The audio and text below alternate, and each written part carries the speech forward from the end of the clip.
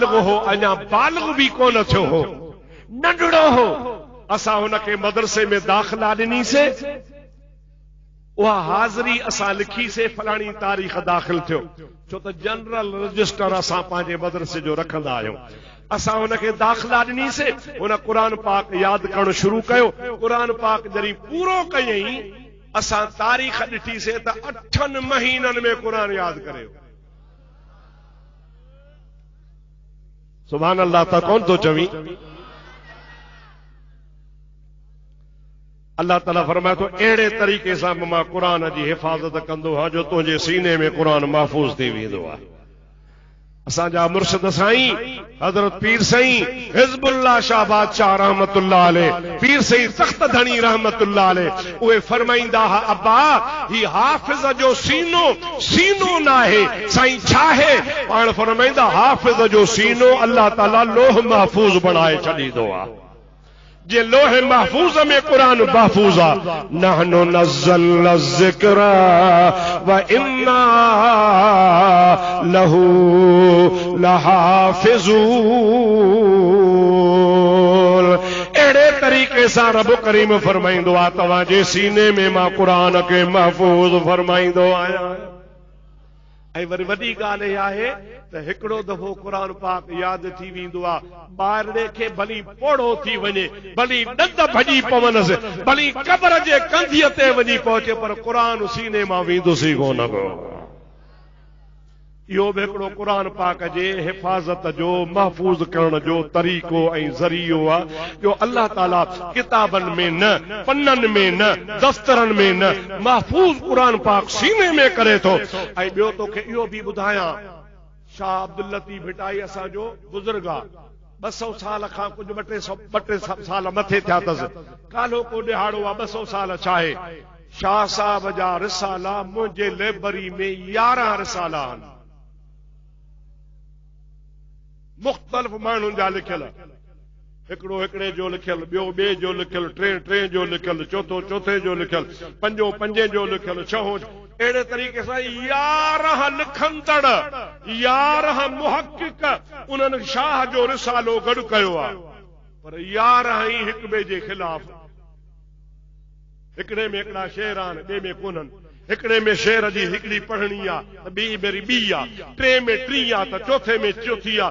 इहे पढ़णियूं मुख़्तलिफ़, लफ़्ज़ मुख़्तलिफ़, पर मां तोखे चैलेंज कयां थो, चाइना जो क़ुरान खणी आ, अमेरिका जो क़ुरान खणी आ, जर्मनी जापान जो क़ुरान खणी आ, हिंदुस्तान मां छपियल क़ुरान खणी आ, कराची लाहौर जो क़ुरान छपियल खणी आ, अरब अजम जो क़ुरान छपियल खणी आ।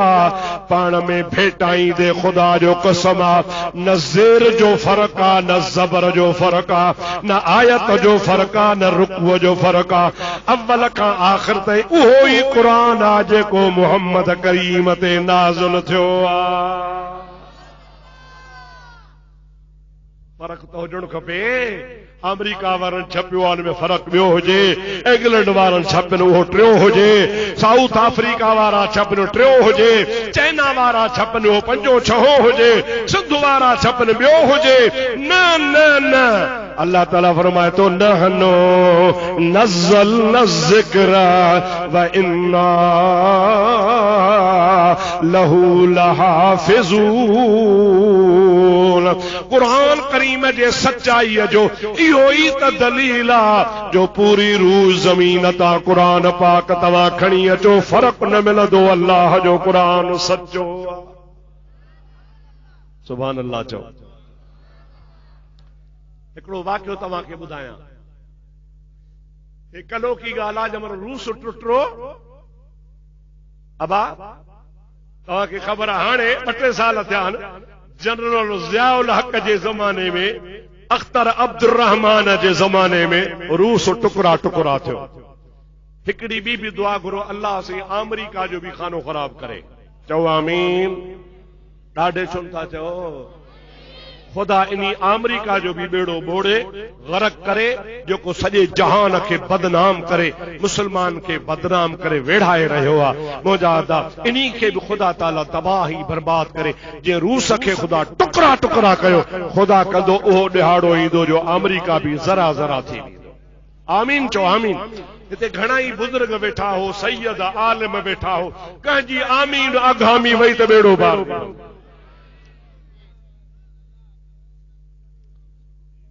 जॾहिं रूस टुटो त रूस जे टुटण खां पोइ कुझु रियासतूं मुसलमाननि जूं हुयूं, काफ़ी जेके ख़ालिस मुसलमान हुआ ऐं मुसलमान थी रहिया ऐं उहे मुसलमान हुआ, पर रूस जी हुकूमत में उन्हनि जे रियासतुनि में क़ुरान ते बंदिश हुई। पूरी रशिया में, पूरे रूस में क़ुरान हुयो ई कोन। जेकॾहिं किथे क़ुरान मिली पवंदो हो त उनखे टीप ॾींदा हुआ जनम सज़ा। 4 नुस्खा 4 क़ुरान जे घर में उनखे फांसी ते लटकाए छॾींदा हुआ या उनखे चौक में बीहारे गोली सां मारे छॾींदा हुआ। तो क़ुरान छो रखियो आहे? क़ुरान असांजे तरक्की जी रुकावट आहे। उहे चवंदा हुआ क़ुरान असांजी तरक्की में रुकावट आहे। क़ुरान हुजे ई न, माण्हुनि ख़ौफ़ जे करे क़ुरान पाक पंहिंजे मुल्क मां गायब करे छॾिया। पाण ग़रीब मिस्कीन माण्हू आहियूं, पढ़ूं या न पढ़ूं त 3-4 क़ुरान घर में पिया आहिनि। चओ अल्हम्दुलिल्लाह, ॾाढे चओ अल्हम्दुलिल्लाह। आहिनि न बाबा? पर पूरे रूस में, रशिया में हिकिड़ो क़ुरान करीम न हुजे।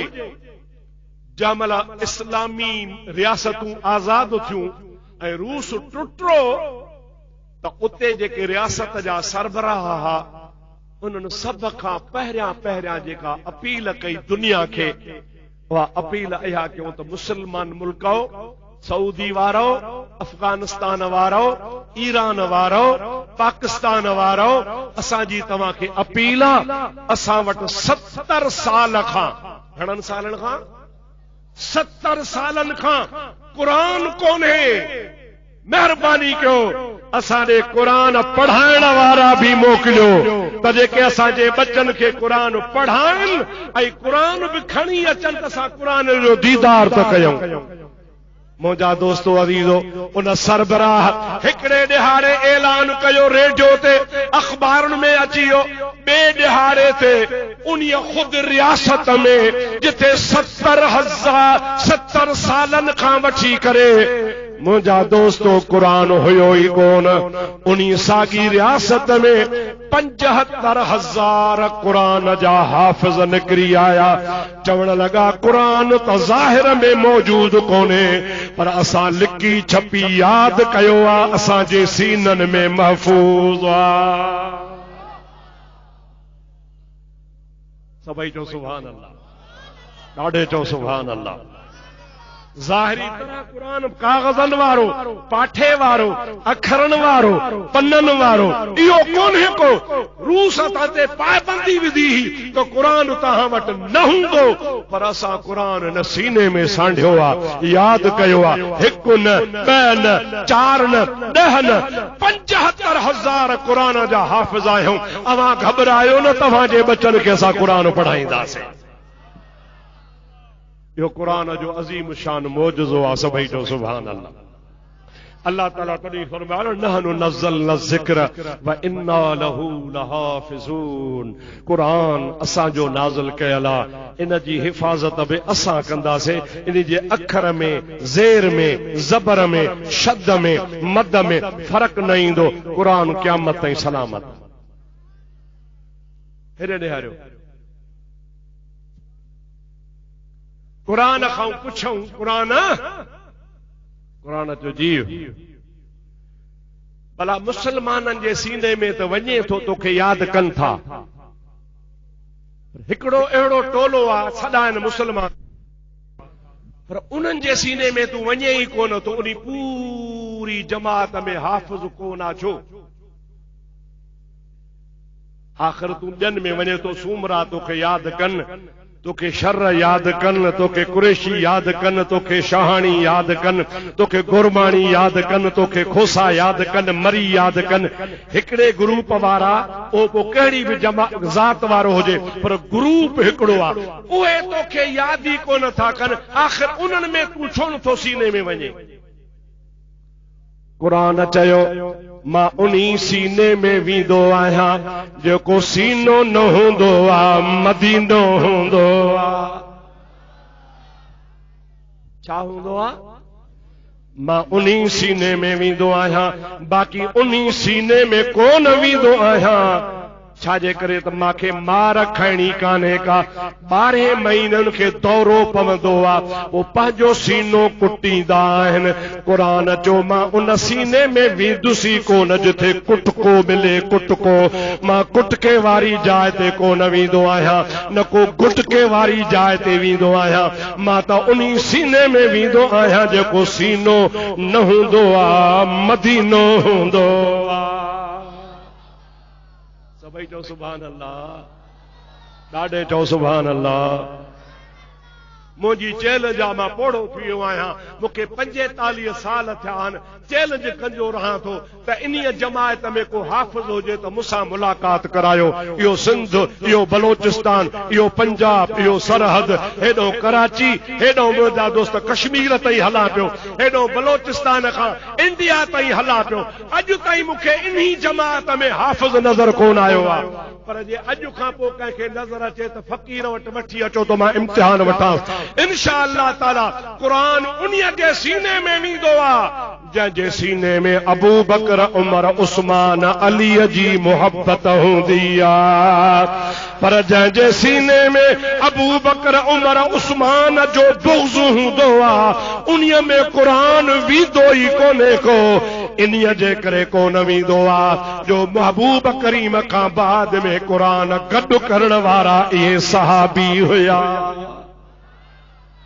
अबू बकर सिद्दीक़ जी खिलाफत हुई। अबू बकर सिद्दीक़ हिकड़ी कमेटी ठाही, उन्ही कमेटी जो चेयरमैन ठाहियईं हज़रत उस्मान गनीअ खे। ॿिया सहाबी हुन जा मेंबर ठाहियईं। सभिनी खे सिद्दीक़ अकबर हुकुम कयो। महबूब जे ज़माने में मुख़्तलिफ़ आयतूं, मुख़्तलिफ़ सूरतूं, मुख़्तलिफ़ जॻहुनि ते हो। उन्ही सभिनी खे ईअं गॾु कयो जीअं रसूलुल्लाह ॿुधायो हो ऐं जहिड़े तरीक़े सां लोह महफूज़ में लिखियल आहे उहो ई गॾु कयो। क़ुर्बान वञा मुस्तफ़ा जे ग़ुलामनि तां जन क़ुरान गॾु करे ॾिनो जेको अॼु ताईं असां वटि महफूज़ आहे। वया कोन्हे वा। बस हाणे हिकिड़ी ॻाल्हि तव्हांखे क़ुरान जो मौजो ॿुधायां, हाणे वरी निमाज़ जो टाइम थिए पियो। बस हिकिड़ी ॻाल्हि सभई मूंसां गॾिजी पढ़ो, सल्लल्लाहु अलैका या